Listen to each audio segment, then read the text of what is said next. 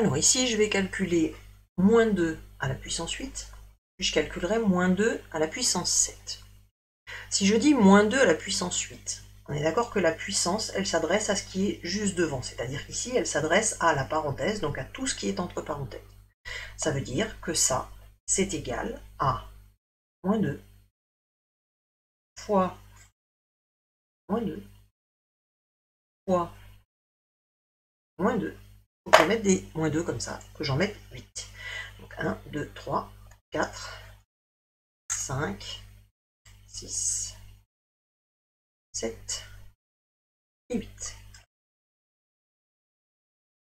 Donc il faut ici que je multiplie tous ces moins 2 ensemble.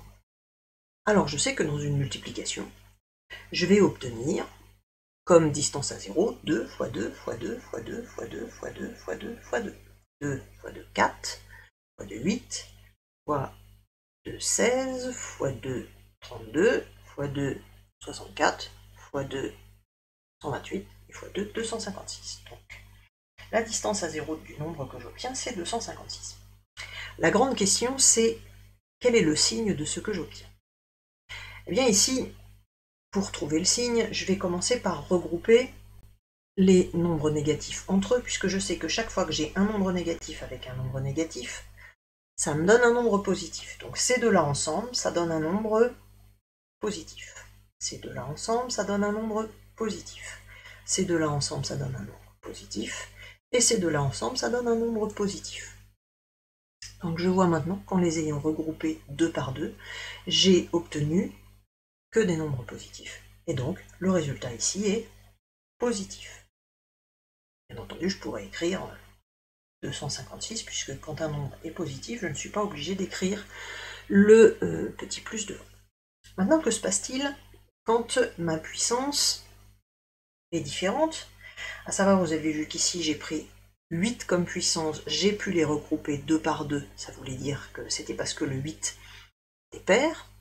Maintenant que je vais utiliser un nombre impair, que va-t-il se passer? Alors, on va procéder de la même manière. Je vais reprendre mes petits moins 2 de l'exercice d'avant, sauf que cette fois-ci, je ne vais pas en prendre 8. Je vais en prendre uniquement 7. Donc je les multiplie entre eux, exactement comme tout à l'heure. Alors évidemment, au niveau de la distance à 0, j'obtiens pas la même chose, puisque j'ai une multiplication par 2 de moins, donc je vais obtenir, voici 128.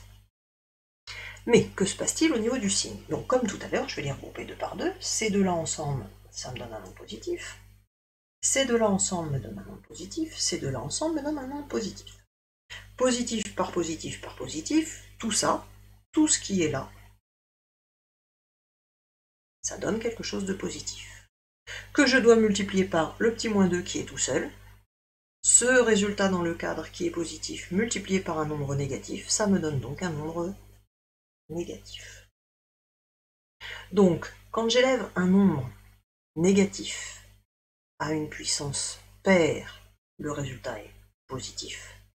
Quand j'élève un nombre négatif à une puissance impaire, le résultat est négatif.